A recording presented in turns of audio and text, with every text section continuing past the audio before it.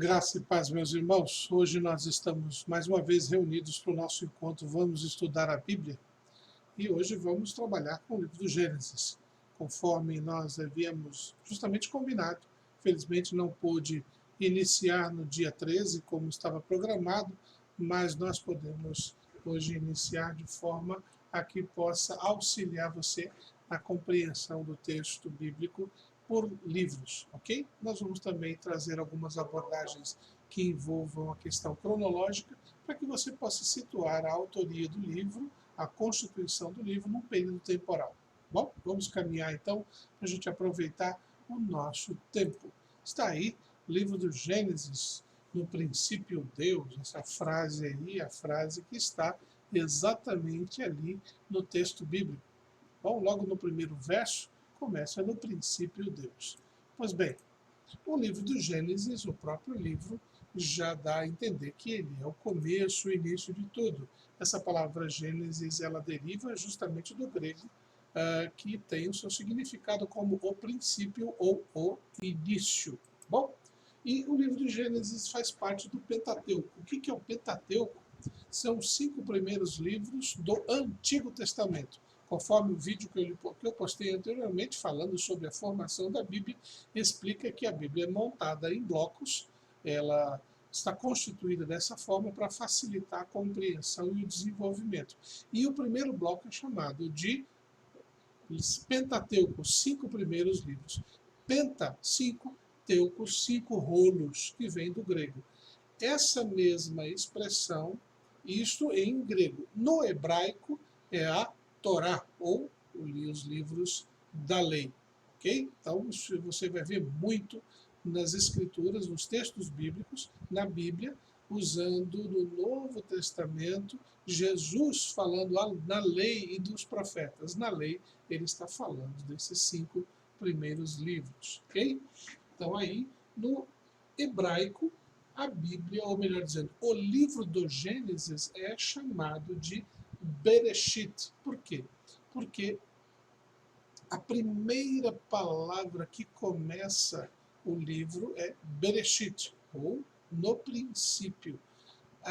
Os nomes dos livros da Bíblia eles estão diretamente ligados com as primeiras palavras daquele livro. Então você vai encontrar, por exemplo, o livro de Êxodo, quando você vê a expressão, está contando a história do povo caminhando, saindo para, e a história desta saída é contada no livro do Êxodo. Okay? No hebraico, os livros então têm seu título baseado nas primeiras palavras do próprio livro. Quem é o autor do livro do Gênesis? Moisés, conforme a tradição judaica, cristã, judaico-cristã, ao longo da história, até meados do século, se não me engano, 18, 19, havia um consenso quase que inquestionável de que Moisés escreveu o livro do Gênesis, assim como os outros 4 livros que formam o Pentateuco. A partir de um período da história da humanidade, quando há o chamado estudo científico da Bíblia, eles chamam de alta crítica, que é analisar o texto, mesmo bíblico, de forma crítica, eles começaram a dizer que haviam outros autores possíveis do livro do Gênesis, mas de forma tradicional, de forma quase consensual.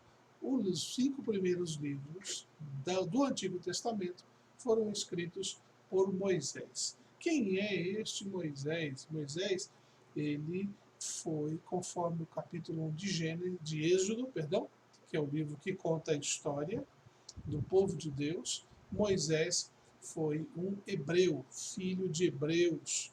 Conta lá a história, você conhece, deve ter lido na Bíblia, de que o faraó daquela época, com medo da quantidade de hebreus que existiam na época, temendo que eles viessem a ir em direção, ajudando os inimigos do faraó, o faraó determinou que eles fossem escravos ou escravizados, subjugados, para não se bandarem para o outro lado.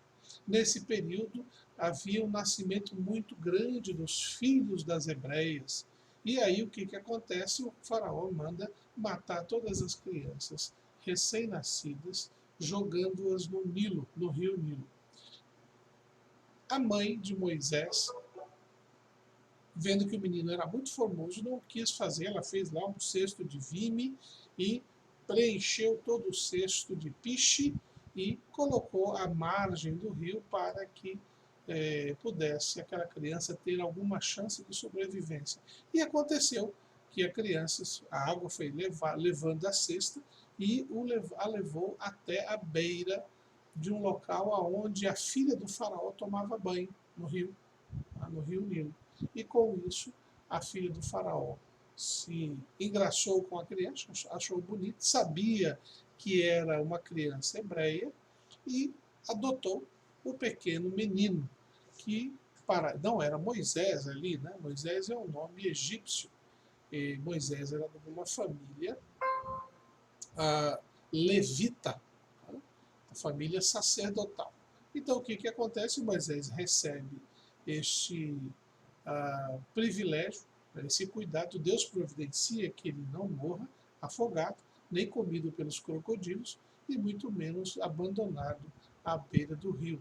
E ali Moisés é cuidado da filha do faraó. Nós encontramos essa narrativa a partir do capítulo 2 do livro de Êxodo, ok? No verso 6 você percebe que ali ele era reconhecido como filho de Hebreus. Ele foi criado então pela filha do faraó e essa possibilidade, essa condição, melhor dizendo, possibilitou a Moisés ter uma educação que os hebreus não tinham. Daí a capacidade e a habilidade de escrita de Moisés. Né? Naquela época, o povo, os egípcios eram o povo dominante daquela região e tinham uma das melhores culturas da época. Então, se tinha lá se fosse hoje, se tivesse uma universidade, seria como São Paulo, por exemplo, tendo universidades de alta ponta. A Bíblia reconhece sua autoria, ok? Uma das coisas que a gente sempre trabalha com relação a estudo de autoria, quem foi que escreveu, é procurar os indícios ou informações do próprio livro. E nós encontramos no Antigo Testamento o reconhecimento de que Moisés é o autor daqueles livros. Você vê aí as referências, Êxodo, Números e Deuteronômio faz menção de Moisés, em que Deus determina, olha, Moisés escreve, ou outros dizendo que Moisés escreveu.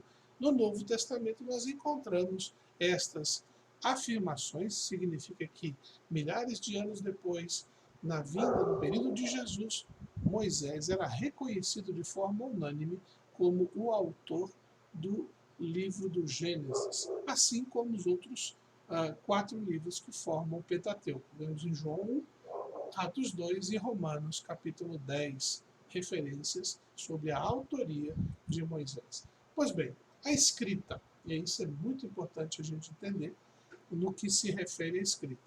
O livro do Gênesis não foi escrito no período em que aconteciam os fatos. Bom, é muito importante entender isso. Às vezes a gente acha, não, Moisés estava lá e escreveu. Não. Passaram-se milhares de anos, desde a criação até o momento de Moisés.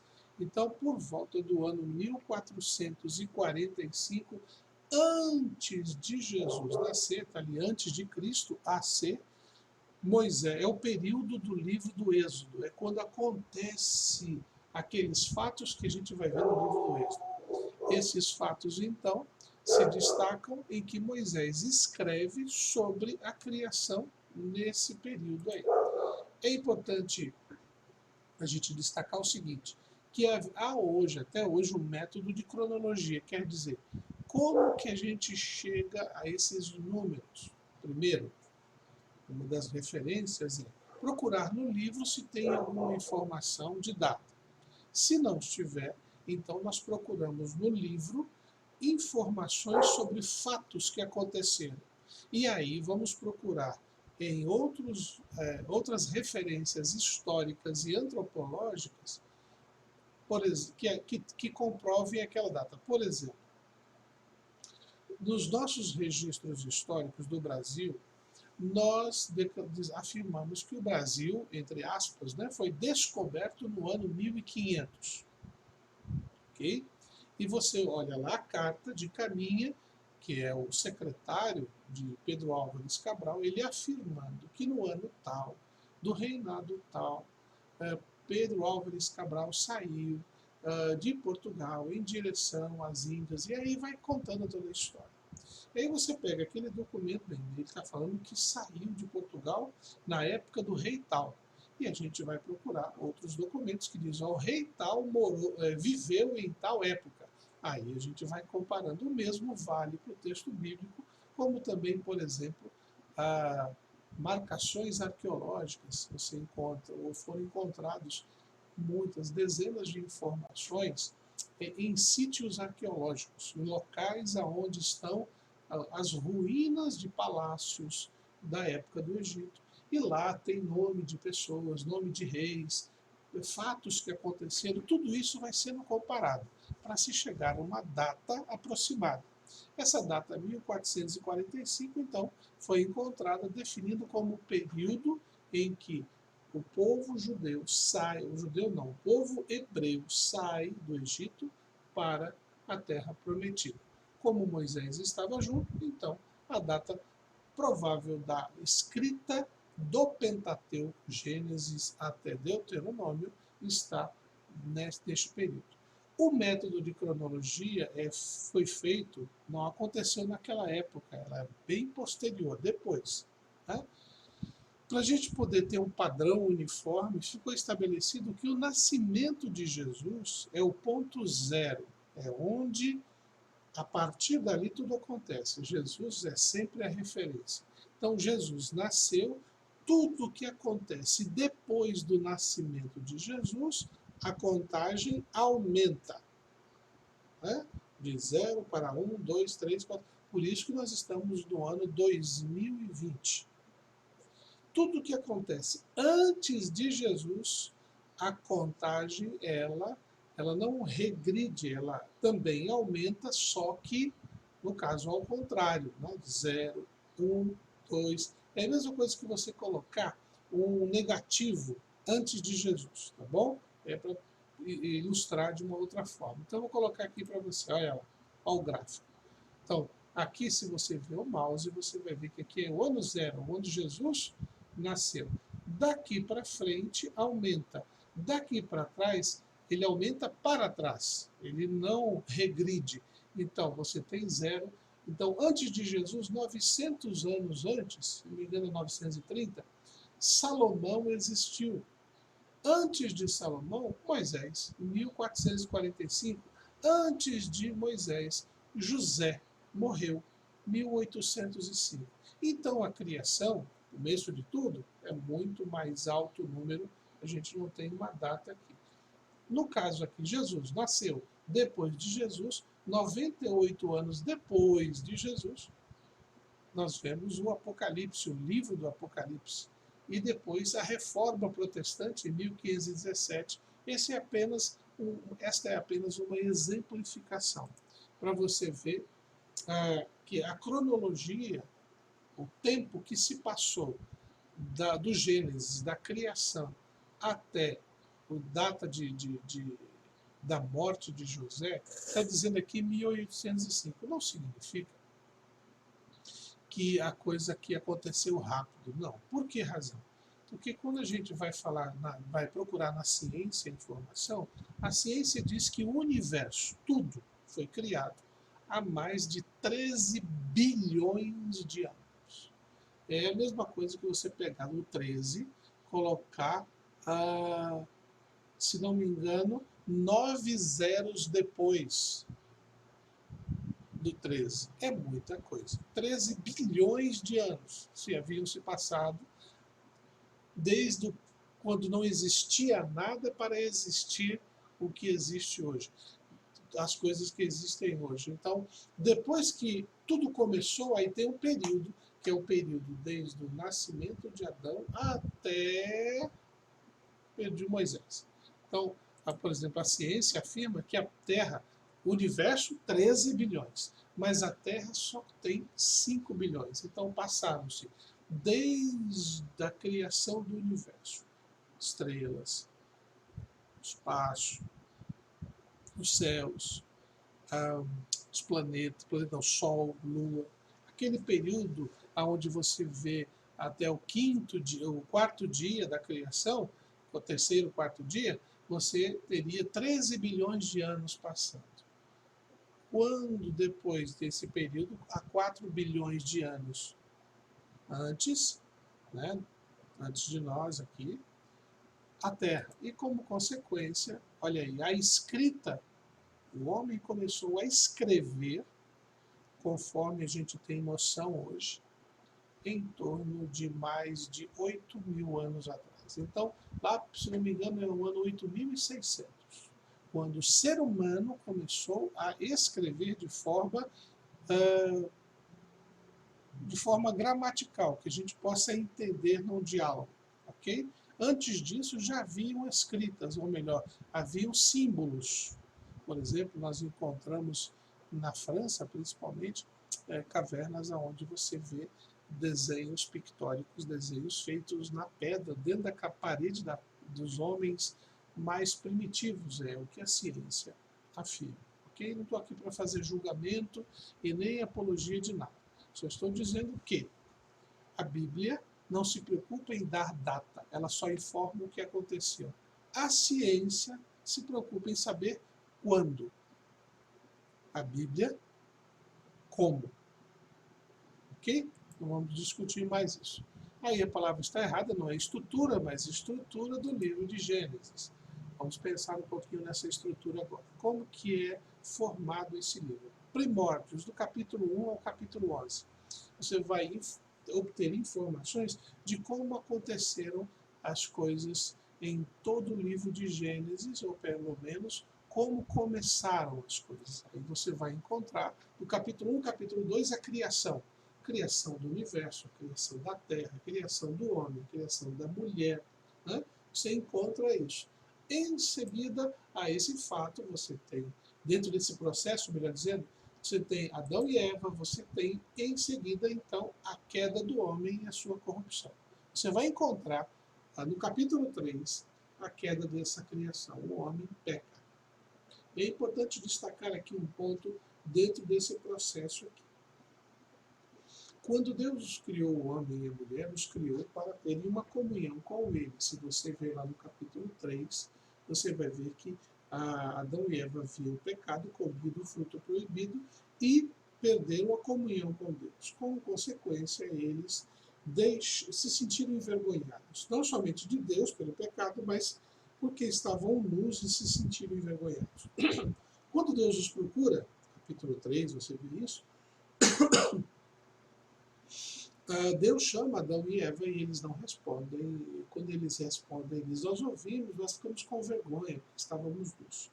E aí Deus falou, então vocês comeram do fruto que eu falei que não era para comer. E aí começa o que nós fazemos até hoje. Quando alguém nos acusa de um erro que nós cometemos, a gente sempre procura aliviar o nosso erro culpando alguma outra coisa. Mas fulano fez pior. E Adão diz, a mulher que o Senhor me deu me provocou isso. Quando aconteceu com Deus, olha para Eva, e aí, Eva, qual a sua justificativa? Ah, foi a serpente que o Senhor criou, né? Aí, ó, o que é que ela aprontou comigo? Eu acho que naquele momento a serpente deve ter olhado para trás assim e falado assim, me lasquei, não tem ninguém para culpar. E a serpente foi punida, assim como Eva e assim como Adão. O pecado, então, causou uma maldição. E essa maldição foi a morte. Por que razão? Veja, pense comigo. Quando Adão e Eva pecaram, eles se sentiram envergonhados e pegaram folhas de parreira e fizeram com folhas de árvores, né, de plantas, uma roupa, a proteção para fechar e proteger as partes íntimas. Quando foi revelado esse pecado e Deus expulsou Adão e Eva do paraíso, uma morte aconteceu. A gente sempre pergunta qual foi a primeira morte que aconteceu na Bíblia. Aí, normalmente, foi a morte de Abel. Caim matou o irmão dele. Eu falei assim, não. Antes disso havia acontecido uma morte. Porque Deus fez roupas para Adão e Eva de pele, pele de animal. Um animal morreu para que pudesse proteger Adão e Eva. Aí começa o processo. Ali houve o primeiro derramar de sangue. E até hoje continua esse processo do derramar de sangue. E isso nós temos que sempre compreender. Pois bem, dentro dessa estrutura do Gênesis, como disse, nós temos também, posterior à expulsão do paraíso, Caim e Abel, que no momento de comunhão, de devoção, Caim sente e se une de seu irmão Abel, porque o sacrifício dele agradou a Deus e o de Caim. Em seguida, após a morte de Abel, Caim foge e Caim vaga pelo mundo. Aqui não vou discutir a questão, quem é a esposa de Caim? Irmãos, naquela época não existem as questões sociais. O texto bíblico não diz quando foi que aconteceu, apenas diz que ele casou. Caim pode ter casado com uma sobrinha, porque Adão e Eva tiveram filhos e filhas. Ou pode ter se casado com uma irmã. Não cabe aqui discutir se mas o que é isso? Não podemos nem passar por essa compreensão. Por que razão? Veja, se você olhar mais para frente, nós vamos observar, Abraão casou-se com Sara, e Sara era meia-irmã de Abraão. Então, antes disso, não havia essa preocupação, essa questão cultural, não é, do controle, até por causa de saúde nesse tempo, porque havia uma robustez e uma saúde maior. De qualquer maneira, Caim foi expulso, fugiu, melhor dizendo, da presença de Deus, da presença dos pais, passou-se o tempo e Eva teve um novo filho, e ele se chamou Enos. Este é o terceiro filho terceiro homem, né, o macho ali, e a partir dele começou-se a procriação maior. Este terceiro filho, a partir dele, os homens começaram a invocar o nome de Deus. O que é isso? Fazer culto. Senhor, vem aqui, esteja conosco, nós queremos te adorar. Então surgiu um grupo de homens, uma família, homens e mulheres, que buscavam a presença de Deus. Isso é um fato real ali registrado no texto bíblico. Caminhando, nós vamos encontrar então no capítulo 6 esse desenvolvimento da população vai crescendo, e ao ponto de que o texto bíblico começa a dizer de que os anjos de Deus começaram a cobiçar, desejar a filha dos homens. Existe uma grande discussão se esses anjos de Deus eram anjos mesmo celestiais, ou se eram, na verdade, os descendentes de Enos, que eram homens consagrados a Deus. Não sabemos, o texto bíblico não dá mais detalhes. Existem duas correntes de interpretação. De qualquer forma, esta união de anjos e as filhas dos homens provocaram o nascimento de gigantes. E nós vamos encontrar um destes gigantes no tempo de Davi, que foi Golias. Aqui ele enfrentou, o pequeno Davi enfrentou aquele gigante e matando. Veja, o registro bíblico fala da existência deles apenas como fato. Aconteceu e não dá mais detalhes. Mas, por causa dessa promiscuidade, mistura da santidade de Deus, das coisas de Deus, com aquela que é dos homens, o pecado das pessoas multiplicou, e esse pecado gerou tristeza no coração de Deus. Esse pecado, então, levou as pessoas a se afastarem de Deus de tal maneira que a corrupção tomou conta do coração da humanidade. Aqui então começa a história, ou surge a história de Noé, capítulo 7 ao capítulo 10. Noé, descendente de Adão, ele era um homem que aos olhos de Deus era alguém que o agradava. e em torno dos 500 anos de idade, naquela época os homens viviam muito tempo, então o pai estava falando com os tataranetos, sem dificuldade nenhuma, né, por causa dessa longevidade. Então, num outro momento eu vou mostrar para vocês um gráfico comparativo, o tempo que um ficou e foi acompanhando a vida de outros. Por isso que, por exemplo, se, por exemplo, eu tiver a oportunidade de viver para ver meu tataranetos, quer dizer, 4 gerações depois de mim, eu vou contar para eles sobre meu pai. Quem foi meu pai? O seu tatara-avô, né, o tetravô, quinta-avô, como se chama, ele era assim, né, e eu contaria porque eu vi. Então eu teria como preservar aquela história, por isso que a história bíblica é tão bem preservada. Então nós temos o Noé e o dilúvio que acontece. O texto bíblico conta ali no capítulo 7, 6 e 7, mas principalmente no capítulo 7, que Noé foi chamado por Deus para construir a arca. Ele constrói essa arca durante 100 anos. E quando completou o período, Deus manda chamar os animais entram e Deus coloca Noé e a família dele, os filhos e as esposas dos filhos dentro da arca, para poderem ser salvos do dilúvio. Às vezes a gente fala assim, não, o dilúvio foi 40 dias e 40 noites. O dilúvio, chuva, mas o período que Noé ficou dentro da arca foi mais de um ano e quase 20 dias. Nós encontramos essa narrativa exatamente ali nos capítulos 8 e 9, o período tem 40 dias e 40 noites de chuva. A chuva vem, o texto bíblico fala que a terra abriu fendas e saiu água e foi aumentando, aumentando. A água foi subindo e cobriu. Matou tudo que estava do lado de fora. É claro que não os peixes, né? Porque os peixes não precisavam se preocupar com isso. E o que acontece? Somente aqueles que estavam na arca sobreviveram. 40 dias e 40 noites. Aí agora eles vão ficar um período sob a água que durou em torno de um ano e alguns dias. Este período é o período em que a água ficou e depois começou a escoar. Ao final de um ano, pouco mais de um ano, a água escoou totalmente. Noé pôde sair da arca e recomeçar a sua vida, a repovoar a terra. Essa é a narrativa que nós encontramos do capítulo 7 ao capítulo 10, ok?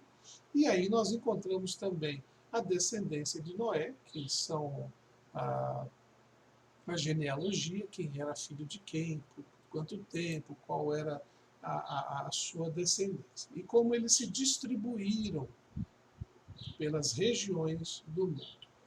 A distribuição dos povos, então, no capítulo 11, e em seguida, ali no capítulo 11, a Torre de Babel. Torre de Babel foi um lugar onde os homens estavam, esses descendentes ainda estavam juntos. O que aconteceu? Vamos fazer uma torre para chegar no céu. Isso desagradou a Deus e o texto diz que Deus mandou aos homens uma confusão de línguas. Isso é, os grupos começaram a falar línguas diferentes. E se a gente não consegue dialogar com clareza, o que acontece? A gente se separa. E foi isso que aconteceu ali no capítulo 11. Deste momento, então, em diante, não mais Deus está falando com povos, com famílias, mas agora ele vai entrar numa outra fase dentro de família, uma família. E aqui surge, do capítulo 12 até o capítulo 36, a história dos patriarcas, ou os pais iniciais, Abraão, Isaque e Jacó. Ok?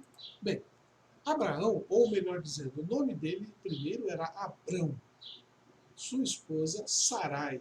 Nós vamos encontrar a história deles dois e de sua família do capítulo 12 até o capítulo 14 do livro do Gênesis. Com isso, eles, antes disso, só fazendo aqui um apontamento, no capítulo 11, no finzinho, começa a contar a história do pai de Abraão, que se chama Tera.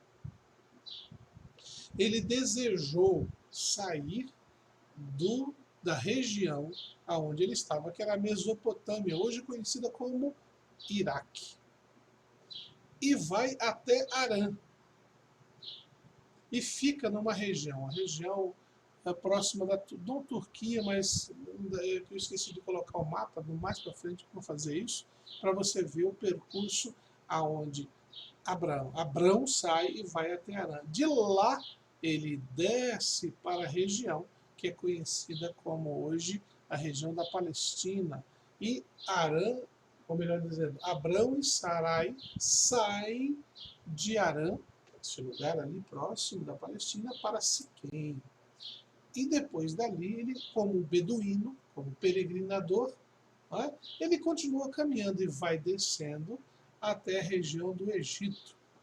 Né? Nessa região do Egito, ali houve uma confusão entre Abrão e o faraó, o rei da época, em que acontece o seguinte: Sara era muito bonita, Sarai era muito bonita, e Abraão não era, estava com medo de ser morto, porque ele pensava assim: quando virem Sarai, eles vão querer me matar para ficar com ela. Então diga para eles que você é minha irmã, que não era uma mentira, era verdade, só que minha irmã, mas também era casada com ele. Isso gerou toda uma confusão em que Deus teve que intervir. Devolva essa mulher para Abrão, porque ele é meu servo, e aí eu não vou entrar nessa roubada não. E devolve Sarai a Abrão. Abrão então sai dali, volta para a região de Canaã e ali permanece. Ali Canaã, como nós conhecemos, por exemplo, no livro de Êxodo em diante, não era conhecido dessa forma, era outro nome que dava. Okay? Estamos aí mais de 500 anos antes da história do Êxodo. Moisés está contando uma história que aconteceu 500 anos antes dele. Por isso que nós estamos vendo essa narrativa. Então, ali junto com Abrão e Sarai, nós vemos Ló. Ló era sobrinho de Abraão, que era também muito rico, e andou junto, mas teve uma confusão e ele se separa. Essa separação era muito comum. Você fica de um lado, eu fico do outro, para os seus animais não deixarem de ter pasto, nem os meus. Naquele período haviam reis, pequenos reinados, que às vezes se juntavam para combater um ao outro. E nessa confusão, o sobrinho de Abraão foi levado preso.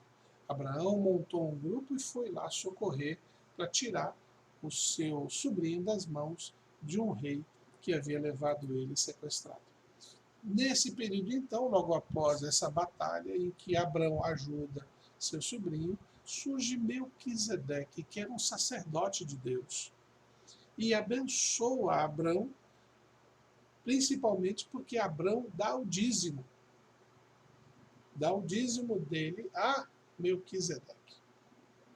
Daí vem a compreensão de ofertar, de dizimar. Pois bem, após esse período de Abraão, nós temos a continuidade, só que agora sob outra perspectiva.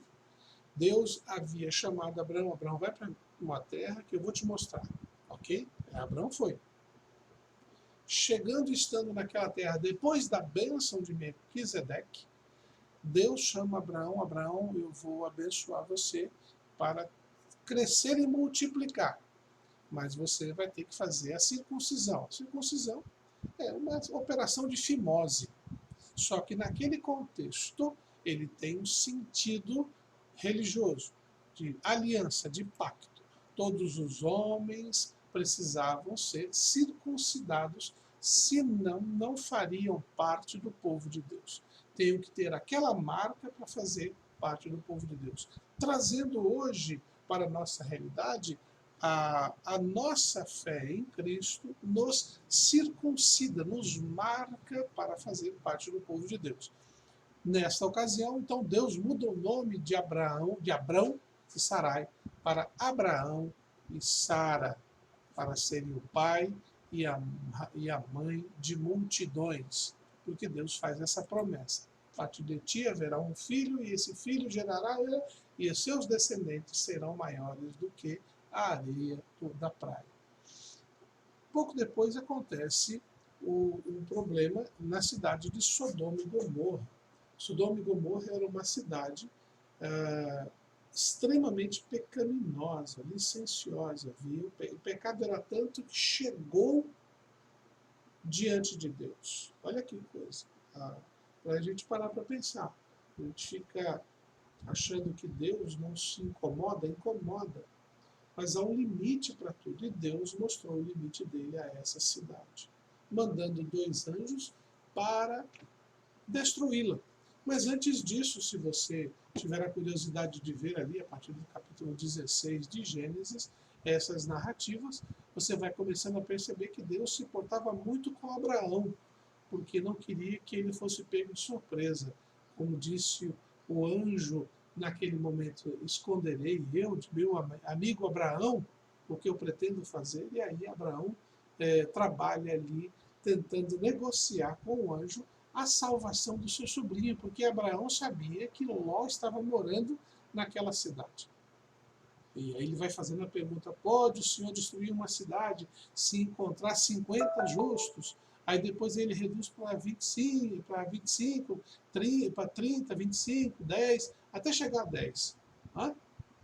E Deus disse: se eu encontrar 10 justos naquela cidade, eu não vou destruir a cidade.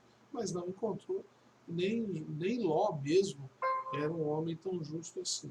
Apesar de ter tentado proteger os anjos, ele não tinha lá um controle tão real assim de vida correta. Tanto que suas filhas e esposa lhe causaram grande preocupação num determinado momento. Pois bem, Sodoma e Gomorra é destruída e logo depois nós encontramos a narrativa de que o anjo diz: olha, vão embora, não fiquem, não olhem para trás. E no caminho a mulher de Ló olha para trás e torna uma estátua de sal.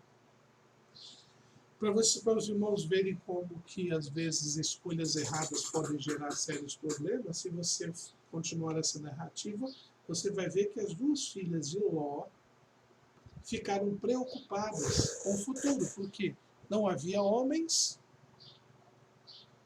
e elas estavam solteiras. E o que elas fizeram? Embebedam o pai, Ló, e têm relações sexuais com ele, cada uma de suas filhas. E elas ficam grávidas. Então o pai, o avô, era pai do neto. Olha que confusão. E para piorar a situação, estas 2 crianças vão formar o que seriam os Amonitas e os Moabitas, 2 tribos no futuro que causariam grande problema para o povo de Israel. Às vezes uma escolha que a gente faz hoje tem os seus efeitos anos depois. Okay? Então, com essa situação, Abraão havia recebido uma bênção de Deus dizendo que ele seria pai de muitos, mas ele estava ficando velho, já estava com 90 anos aqui, com 90 anos de idade, 99, e quando aconteceu essa situação com Sodoma e Gomorra, e nada de filho.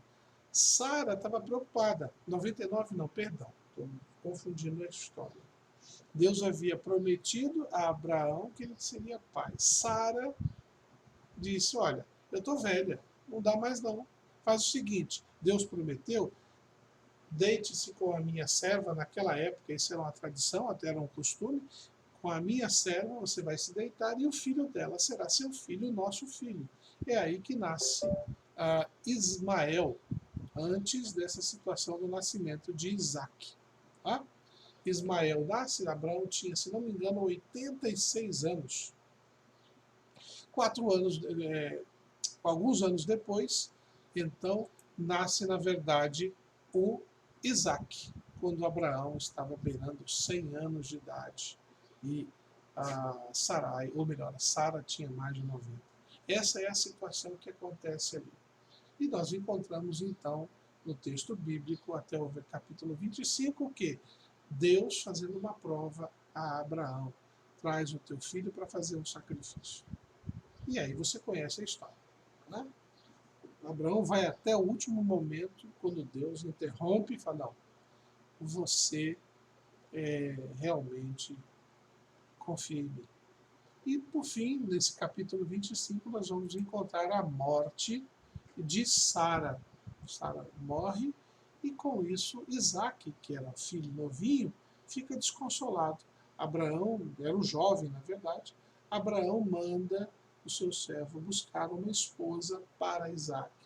E aí você encontra toda aquela bela história do servo de Abraão preocupado com o seu senhor ter um casamento adequado. E ele conhece Rebeca, leva e Isaac casa-se com ela, une-se a ela. Ok? Depois disso, nós temos então a morte de Abraão. Fechamos aqui o primeiro patriarca. Né? O segundo patriarca que nós vamos ver é o próprio Isaac, que a partir do capítulo 25 tem a história dele. Não há muitos detalhes sobre a história e a vida de Isaac, apenas que ele continuou a cuidar dos bens que seu pai, Abraão, havia conquistado. E nascem-lhe 2 filhos. O que mais se destaca é o nascimento dos filhos. O primogênito Esaú, que Esaú significa ruivo, porque Esaú era forte, era caçador, ele tinha o cabelo ruivo, pelo no corpo, e Jacó, que significa suplantador, aquele que quando Esaú e Jacó nasceram, Jacó saiu agarrado no calcanhar de seu irmão. Não que fosse uma doença, mas algo que foi destacado. Ok? Então, o relato bíblico, então, mostra uma situação em que Esaú iria receber a bênção, mas, através de um engano, de um engodo, Jacó recebe a bênção que seria do seu irmão primogênito. Esaú iria receber tudo do pai, tudo que pertenceu a Abraão passou para Isaac e passaria para Esaú. Mas Isaac faz um engano, seu pai estava cego, Isaac não estava enxergando bem, e Jacó faz ali uma armação para que seu pai o abençoe no lugar de Esaú. É claro que é importante destacar que antes disso, Esaú havia chegado com muita fome na sua casa, e queria comer. Ele tinha saído, acho que, para caçar. E pediu para Jacó, porque Jacó gostava de fazer comida, faz uma comida para mim, dá um pouco dessa lentilha aí, deixa eu comer. Aí Jacó fala assim, tá bom, eu te dou, mas você me dá o seu direito de ser abençoado, o direito de primogenitura. Esaú estava com tanta fome que eu estou lá ligando para isso agora, eu quero é comer. E, às vezes, nós fazemos exatamente isso. Desdenhamos do nosso privilégio. E depois que precisamos, descobrimos que o perdemos. Foi o que aconteceu. Apesar de ter sido um engano, foi uma atitude errada de Esaú que provocou. Bem, em terceiro lugar, nós temos então a continuidade desse processo, que na história de Jacó, lembre-se, Esaú rejeitou o direito. Jacó enganou Isaac e recebeu a bênção no lugar de Esaú. Por causa disso, olha como que é o comportamento do irmão, né? Por causa disso, Esaú fica com ódio mortal e só está esperando o pai morrer para matar Jacó. Rebeca fica sabendo e o que ela faz? Foge, vai para casa, e Jacó mesmo, Isaac mesmo orienta seu filho, vá para a casa de Betuel, minha família lá com Labão, né? E você vai morar lá, e lá você se casa. E foi para lá que ele fugiu, e lá ficou. Porém, no caminho, nós temos ali o texto bíblico que fala da visão de Jacó. É a visão da escada em Betel, ele vê anjos descendo e subindo, e ali ele faz uma adoração, só que a partir do capítulo 28. Pois bem, Jacó chega na região da sua família de Betuel, família da sua mãe Rebeca, e ali conhece a família, conhece o seu primo Labão, e ali ele se engraça com Raquel, que é uma das filhas de Labão. E ele disse, Labão, Olha o Jacó querendo enganar. Né? Eu trabalho para você 7 anos e eu caso com a sua filha. Jacó estava de olho na Raquel. Aí Labão falou, olha, tudo bem, eu concordo com você. Vamos fazer assim. Foi feito o contrato. Casou-se, caberia dizer, trabalhou 7 anos. Ao final desses 7 anos, bem, agora eu quero me casar com a sua filha. Tá bom. E lá, embebedou o Jacó. E ele se deitou com a sua esposa. Quando acordou no dia seguinte, não era Raquel, era Lia, porque Lia era a irmã mais velha. E ele, todo revoltado, falou assim, não sei como é que é na tua casa, mas aqui quem casa primeiro é a filha mais velha. E Jacó, que era o suplantador, aquele que engana, foi enganado. Jacó então estabelece com Labão, tá bom, tudo bem, já está acontecendo, está acontecido, então vou fazer o seguinte, eu quero casar com sua filha Raquel. Eu vou trabalhar mais 7 anos. Falei, tudo bem. E ele trabalhou mais 7 anos para poder se casar com Raquel. E se casa com Raquel. Aí começa uma disputa interna. Esse período de 14 anos foi o período para casamento. Ele ainda ficaria mais 6 anos para poder ficar com para poder se enriquecer e ter suas condições. E é o que a gente encontra aqui, ó. Casamento com Lia, primeiro, depois o casamento com Raquel, e filhos por esposa e servas, que é esse gráfico que eu quero mostrar para você aqui agora. Veja aí. Como Jacó casou-se com Lia, Lia era fértil e teve Ruben, Levi e Judá, os 3 primeiros filhos. Aí o que acontece? A Raquel não conseguia engravidar. Aí o que ela faz? Ela dá a serva dela, Bila.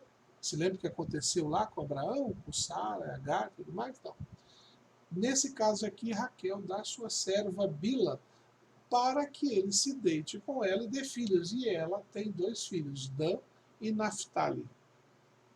Ok? Passado um tempo, o que acontece? Lia, que é a primeira esposa, vendo a atitude da irmã, Lia dá a sua serva a Jacó e ele tem 2 filhos com essa serva, Gade e Azer. Mas a situação de Lia era tão boa que ela, fértil, não teve problema nenhum. Nós temos Issacar, Zebulon e uma filha chamada Diná, que nascem também de Lia. Por fim, o texto bíblico conta que Deus se lembrou de Raquel e a abençoou, e ela tem um filho, José. Estes filhos que estão mencionados aqui, eles nasceram todos lá na região onde Jacó estava morando, em Padã Arã, junto com o seu primo Labão. Porém, ainda há mais um filho a nascer no final ali da vida de Rebeca. Rebeca tem um filho chamado Benjamim, só que Rebeca morre logo após o parto. Então, agora aqui estão, olha, 1, 2, 3, 4, 5, 6, 7, 8, 9, mulher não conta, 10, 11. 1, 2, 3, 4, 5, 6, 7, 8, 9, 10, 11. Se colocar Diná, seriam 12. Bom, o que acontece com isso? Aqui você vai ver como vão ser formadas as tribos que nós vamos ver no livro do Êxodo.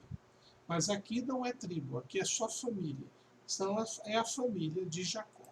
Pois bem, do capítulo 28 a 36, Jacó enriqueceu ali naquela terra. O que ele faz? Ele volta para Canaã. E na viagem ele se depara com um anjo e luta com ele, dizendo: eu só saio daqui se você me abençoar. Você já conhece essa narrativa. Ali, o anjo vê a luta de Jacó, toca na coxa, na lateral, né, no quadril, na verdade, de Jacó, e ele fica manco. Daí vem uma tradição de que o povo hebreu não come carne, o nervo que está na junção do quadril. Pois bem, neste momento Jacó, Deus muda o nome de Jacó para Israel, que é o nome da nação. Então, por isso que você vê hoje, quem são os israelitas? Os israelitas são os filhos de Jacó, ok? Que são filhos de Isaac, que são filhos de Abraão, por descendência.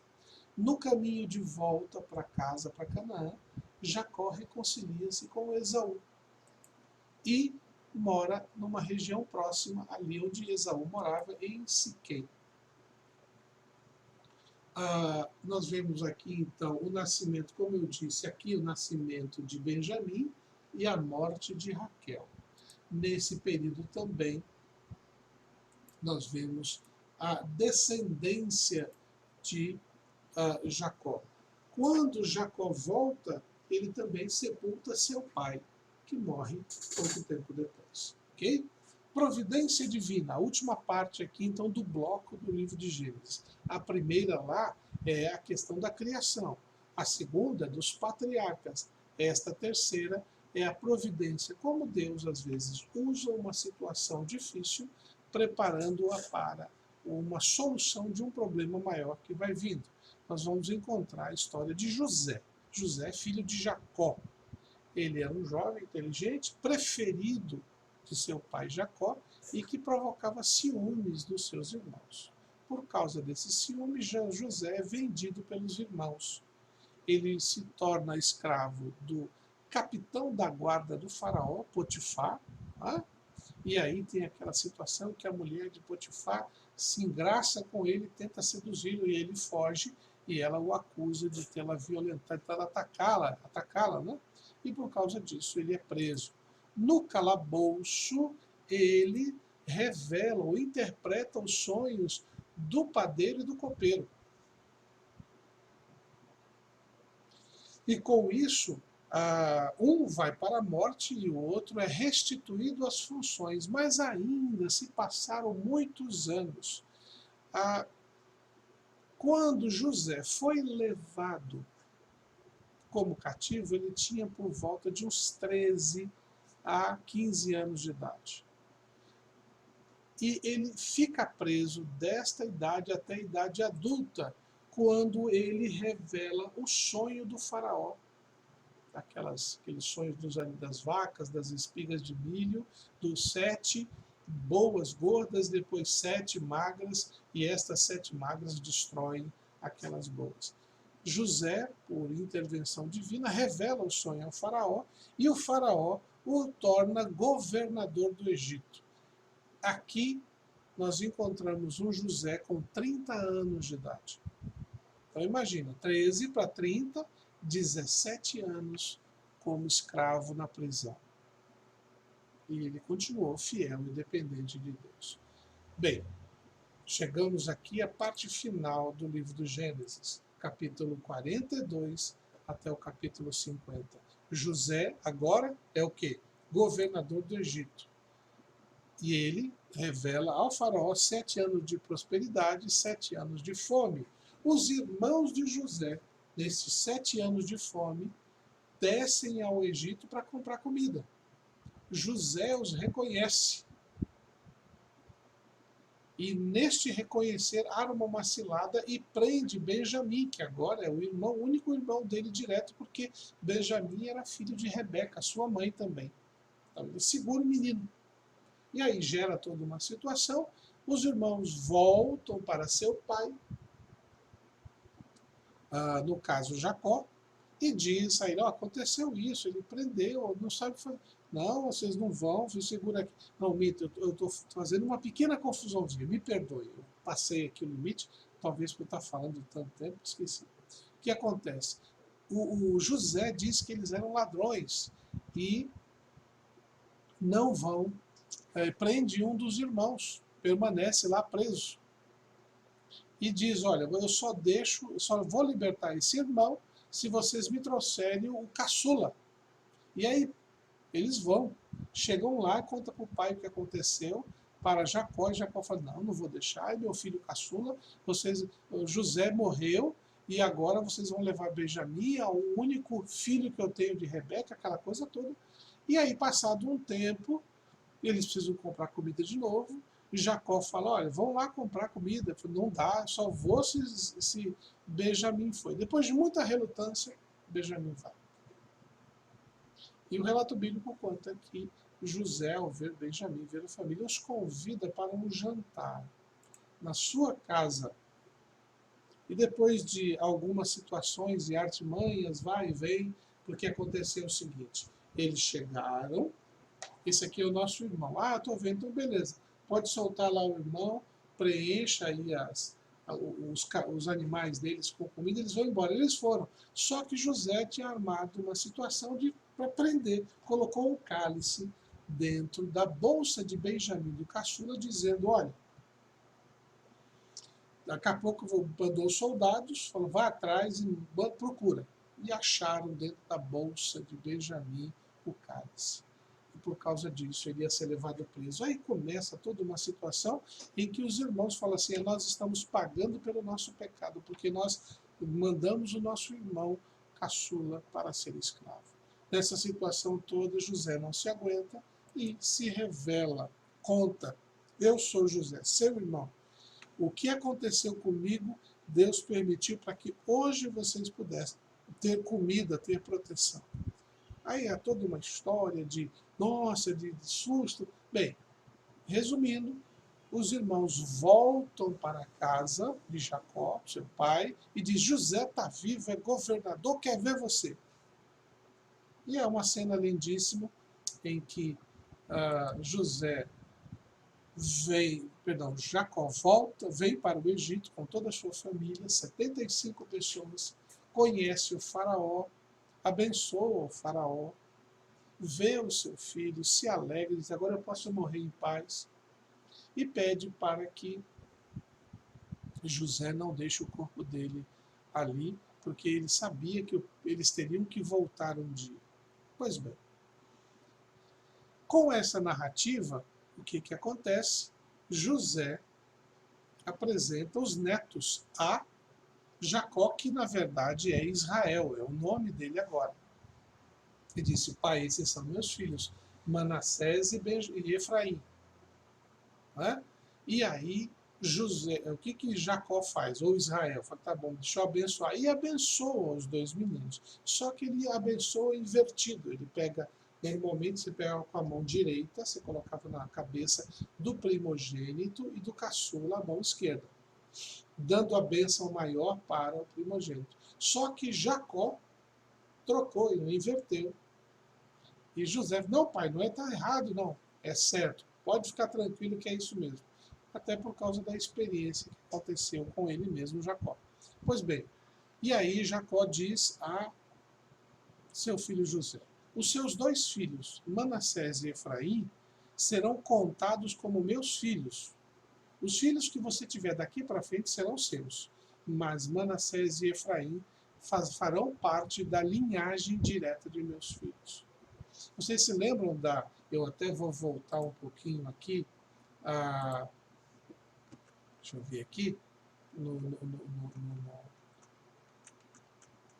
PowerPoint, quando eu mostrei para vocês aquela listagem dos descendentes, né, dos filhos. Veja aqui, ó, Rubem, Levi, Judá, Gad, Azer, todo mundo, né? Se você contar 1, 2, 3, 4, 5, 6, 7, 8, 9, 10, 11.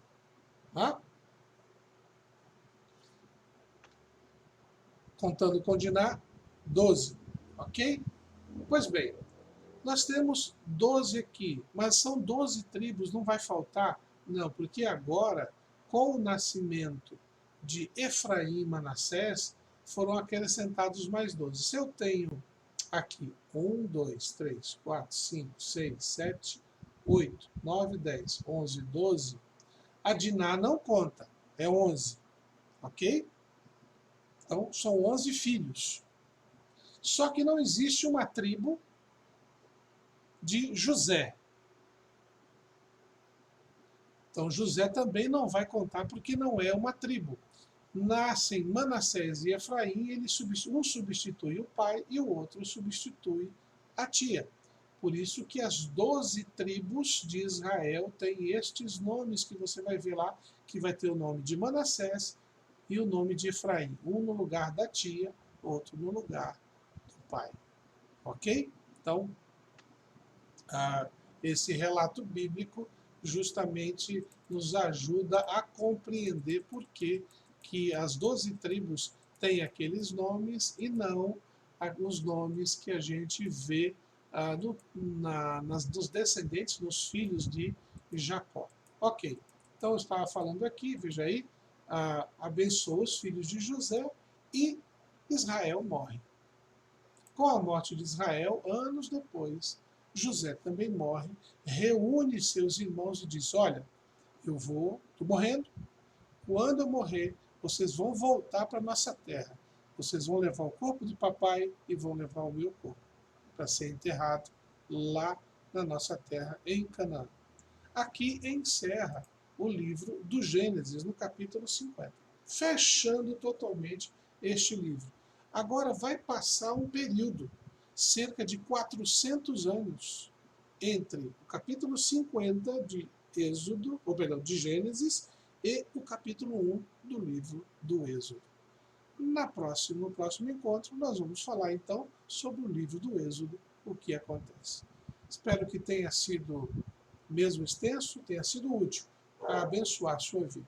Que Deus abençoe, um bom descanso e vamos caminhar, porque temos que estar aprendendo mais sobre a palavra de Deus. E cuide-se, tá bom? Saúde, cuide para que não haja nenhum problema de enfermidade na família e que você possa estar cada vez mais saudável para servir ao Senhor. Deus te abençoe e uma boa tarde.